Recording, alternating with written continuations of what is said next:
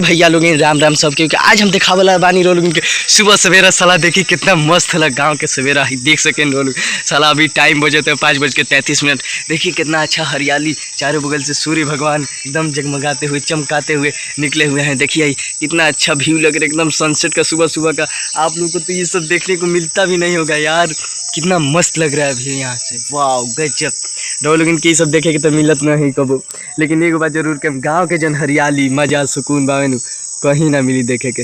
देखिए सूरज भगवान है रोगा लोग इनकी अभी आई लोग, लेकिन हमने किए पहुँच गए बानी। गाँव के जन हरियाली होला ऊपर खूबसूरती के नज़ारा ही कुछ और होला। राधे राधे। हेलो गाइस, राम राम सब के। तो दोस्तों देख लीजिए मैं साइकिल लेके निकल गया हूँ डायरेक्ट दूध लेने गांव में। तब जा रहा हूँ मैं दूध लेने, क्योंकि सुबह हो गया। मैं भी उठ गई बानी। सुतला उठला के बाद से मैं फ्रेश के डायरेक्ट अब हम निकला तनी दूध ले। तरुआ लोग सुबह उठ के का करने लोग जरूर बताए, मिला तनी बाद में।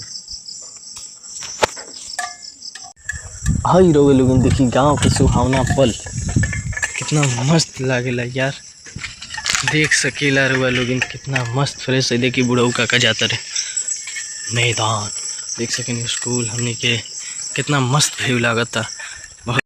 देखो यार, अगर सुबह उठ के मन का होला कि जैसे सब कहल ना चाय पिए के बाद चाय पिए, चाय में बहुत मजा। तो एक बात तार लोग इनकम बता दी कि यार सुबह उठला के बाद से सबसे पहले चाय ना पिए के चाहिए, बहुत खराबी कर ले। जानते लोग का इतर लोग के लीवर के खराबी सबसे ज़्यादा कर ले चाय पी ले। चाय अच्छा चीज़ ना, बहुत खतरनाक चीज़। तो एक हम बात बता देते हैं तार लोग की कि सुबह जब उठी सब कुछ फ्रेश व्रेश हो जाए तो का कर जल तो है देखिए गर्म पानी आयल बा। तो सुबह उठ के डॉक्टर भी कहला कि सुबह उठ के कभी भी गर्मे पानी पिए के, उससे शरीर के बहुत ही अच्छा खासा गर्म पानी में बहुत कुछ के फायदा हो यार, बीमारी से दूर की बहुत चीज़ से फायदा देवेला। तो हाँ, गर्म पानी तो पिए के चाहिए। गर्म पानी में एक और चीज़ ऐड करके पिए के चाहिए। देखिए जैसे हमें कुछ बूंदा खाने लौकता, तो हम तो गर्म पानी पहले सादा पियत रही, लेकिन काल से हम गर्म पानी में क्या करते हैं कि ये सब और फायदा बढ़ जाए यार। घी जैसे रो लोग इनके घर में हुई तो घीवा के क्या करें में 1 चम्मच डाल दे गर्म करके ये पनिया पियल कर बहुत फायदा करी रो लोग इनके बुझाई। तो यही तक कोयल करी लोग बहुत फायदा करला गर्म पानी पीने से, बात समझ जाए। और हाँ, ब्लॉग में बनल रही आगे चल के दिखाओ तो एगो चीज़ जौन शायद ही रो देखे के मिलल, लेकिन उस चीज़ के देखला बाद से फिर मत कम के हम गलती काम करनी हाँ हमरा से कुल ना बुझा जाए।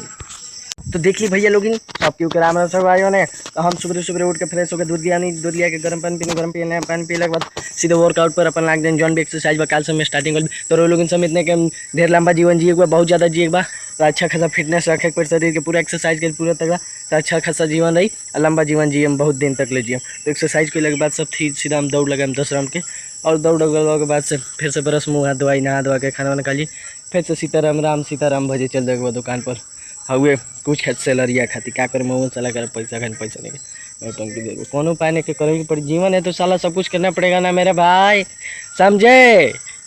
तो क्या स्वागत है आप लोग का रिव्यू वाला आगे सारा कह कुकर चाटा रिव्यू ब्लॉग में स्वागत है। लोग हम देखा वाला बानी कि साला एगो गाछ बा जौन गाछ जौन भावे उ साला 1 साल पर अपन 1 बार ही फल देवेला, माने फल खाई जाला एक के बार फल देवेला। चल रो लोग हम दिखा देता नहीं उ गाछ हमारा पीछे जौन झरझराता हुआ वो गाछ देखा तनी उहे गाछ हो। एक नाम हवे सीताफल, मतलब सीता माँ के जो नाम रहे उहे नाम से ही वृक्ष के नाम रखल बा। तो वो देख सकेनी यह वृक्ष हो, एक नाम है सीताफल। तो एक के रुआ ऐसे भी कह सकेनी एक कहल जाए जैसे में कि कौन चीज कहल जाला एक के ऐसे कहल जाला रुकी बता दें। तो आप सब देख सकत बानी एकरे कहल जाला सीताफल। तो इकर नाम हवे भोजपुरी में हिंदी में बोलल जाला शरीफा। तो ये देख लो कैमरा लोग एकरे कहल जाला शरीफा। तो ये शरीफा जौन बावे बहुत ही दुर्लभ चीज़ है, बहुत ही ऐसी चीज़ है जल्दी कहीं ना मिलेला, केहू के भी ना मिला। तो ये फल के देखला बाद से लोग इनके मन में का उठल हम समझ सकें। ये फल जौन भाई कौन पूजा में यूज कर जाला उस साल में एक बार ही फरेला, एक बार अंत में। तो देखिए जब भी छठ मैया के पूजा आवेला, छठ पूजा आवेला तब ये फल फरेला। तो वही बेरा ये फल के यूज कर जाला, मतलब पूजा पाठ में वही बेरा खातिर फरेला। तो रउआ लोग इनके का फल फरत हो कि नहीं जरूर कमेंट करके बताएं। और वीडियो में बनल यही तो खतरनाक मज़ेदार ब्लॉग जल्दी मिलत रही। तो बाजार में तो अभी ना जब तक ले हमार एगो बात बता देता नहीं, जब तक ले हमार का कहे करो भोर पर आ गए यार याद पर आओ ना बुझाते नहीं क्या बोला। जब तक ले वीडियो में 10 को कमेंट ना आई हम समझिए कि अभी ले बाजार में ब्लॉगे बनाओ ना। जब भीड़ भाड़ में के लाजे लगल सल डर लगल कि चल ये तो ब्लॉग शुरू कर दे। हेलो गाइज कैसन बानी, तो देखा ना फलानवा को लेके साला वीडियो बनाता हो अब बताइए वो लोग ई कुली देखे कति साला जाइल जाए हेलो गाइस हाय चलो हाँ देखो छीनला तो साला बोलो वीडियो बनाता हो और तो ये तक केहू कोई साला मार्केट में गैला के बाद से वीडियो बना लो अच्छा लगी रोवे लोग मैंने रोवे लोग बताए चल केहू का अच्छा ना लगे बताई लाज लगी कि ना बताओ मोबाइल खोल के वीडियो बनाता सर कमाई दवाई जैसे कमाई कहले नहीं ना पढ़ता ना लिखत बताओ वीडियो बनाता ये कुली अच्छा ना लगे यही से जब तक ला अपन पूरा तगड़ा फैमिली नहीं हो जाती यूट्यूब के तब तक मार्केट में नहीं जाने का लाला बिल्कुल नहीं। जिस दिन अगर तगड़ा हो गया ना अपना यूट्यूब फैमिली उस दिन दिखाएंगे लोगों को साला क्या होता है पावर क्या होता है पावर।